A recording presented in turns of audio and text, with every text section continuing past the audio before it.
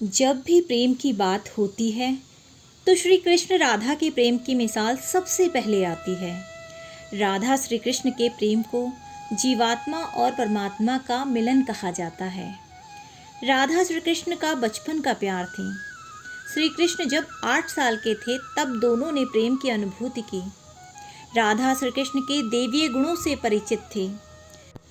उन्होंने जिंदगी भर अपने मन में प्रेम की स्मृतियों को बनाए रखा। यही उनके रिश्ते की सबसे बड़ी खूबसूरती है। कहा जाता है कि श्री कृष्ण को केवल 2 ही चीज़ें सबसे ज़्यादा प्रिय थी। ये दोनों चीज़ें भी आपस में एक दूसरे से गहराई से जुड़ी हुई थी, बांसुरी और राधा जी। कृष्ण की बांसुरी की धुन ही तो थी जिससे राधा जी श्री कृष्ण की तरफ खिंची चली गई। राधा जी की वजह से श्री कृष्ण बांसुरी को हमेशा अपने पास ही रखते थे। भले ही श्री कृष्ण और राधा का मिलन नहीं हो सका, लेकिन उनकी बांसुरी उन्हें हमेशा एक सूत्र में बांधे रही। श्री कृष्ण के जितने भी चित्रण मिलते हैं उनमें बांसुरी ज़रूर रहती है। बांसुरी श्री कृष्ण के राधा के प्रति प्रेम का प्रतीक है। वैसे तो राधा से जुड़े कई अलग अलग विवरण मौजूद हैं, लेकिन एक प्रचलित कहानी हम आपको सुनाने जा रहे हैं। भगवान श्री कृष्ण से राधा पहली बार तब अलग हुई जब मामा कंस ने बलराम और कृष्ण को आमंत्रित किया। वृंदावन के लोग यह खबर सुनकर दुखी हो गए। मथुरा जाने से पहले श्री कृष्ण राधा से मिले थे। राधा कृष्ण के मन में चल रही हर गतिविधि को जानती थी। राधा को अलविदा कह कृष्ण उनसे दूर चले गए। कृष्ण राधा से ये वादा करके गए थे कि वो वापस आएंगे, लेकिन कृष्ण राधा के पास वापस न आ पाए। उनकी शादी भी रुक्मणी से हो गई। रुक्मणी जी ने भी श्री कृष्ण को पाने के लिए बहुत जतन किए थे। श्री कृष्ण से विवाह के लिए वह अपने भाई रुक्मी के खिलाफ भी चली गई थीं। राधा की तरह वह भी श्री कृष्ण से बेहद प्यार करती थी। रुक्मणी ने श्री कृष्ण को एक प्रेम पत्र भी भेजा था कि वह आकर उन्हें अपने साथ ले जाएं। इसके बाद ही कृष्ण रुक्मणी के पास गए और उनसे शादी कर ली। कृष्ण के वृंदावन छोड़ने के बाद से ही राधा का वर्णन बहुत ही कम हो गया। राधा जी और कृष्ण जब आखिरी बार मिले थे तो राधा ने कृष्ण से कहा था कि भले ही वो उनसे दूर जा रहे हैं, लेकिन मन से कृष्ण हमेशा उनके साथ ही रहेंगे। इसके बाद कृष्ण मथुरा गए और कंस और बाकी राक्षसों को मारने का अपना काम पूरा किया। इसके बाद प्रजा की रक्षा के लिए कृष्ण द्वारिका चले गए और द्वारिकाधीश के नाम से लोकप्रिय हुए। जब कृष्ण वृंदावन से निकल गए तब राधा की जिंदगी में एक अलग ही मोड़ आ गया था। राधा जी की शादी एक यादव से हो गई। राधा जी ने अपने दाम्पत्य जीवन की सारी रस्में निभाई और बूढ़ी हो गईं, लेकिन उनका मन तब भी कृष्ण के लिए ही समर्पित था। राधा जी ने पत्नी के तौर पर अपने सारे कर्तव्य पूरे किए। दूसरी तरफ श्री कृष्ण जी ने अपने दैवीय कर्तव्य निभाए।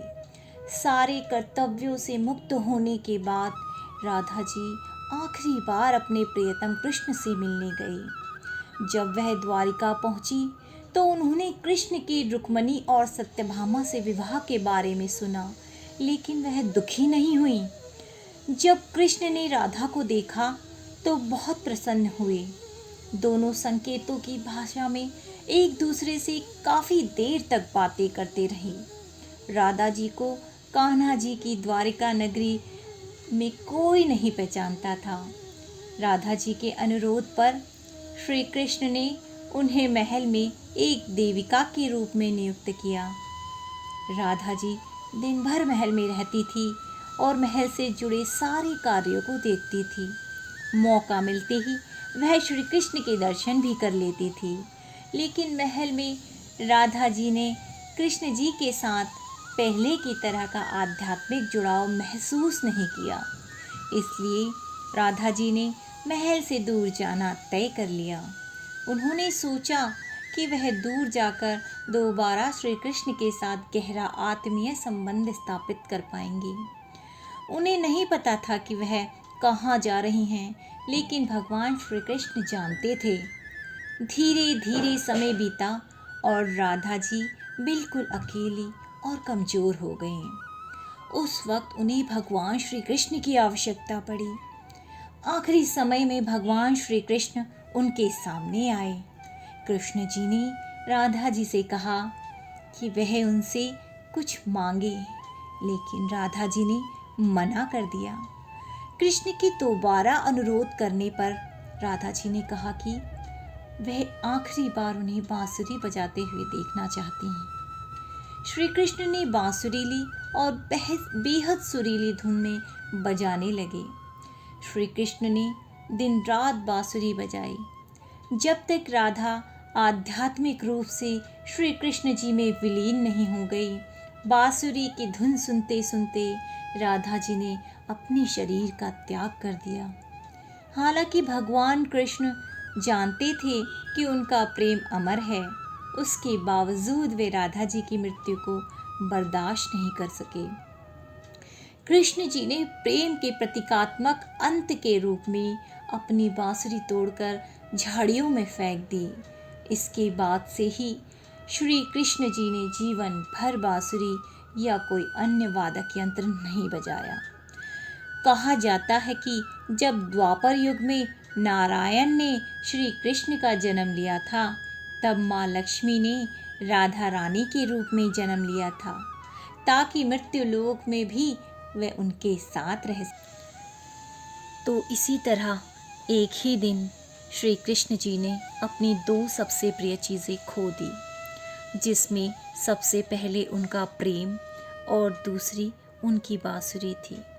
श्री राधा जी की मृत्यु के बाद श्री कृष्ण जी भी ज़्यादा समय तक पृथ्वीलोक पर नहीं रहे, यानी महाभारत के युद्ध को समाप्ति करने के बाद उन्होंने भी पृथ्वीलोक को छोड़ दिया। जय श्री कृष्ण।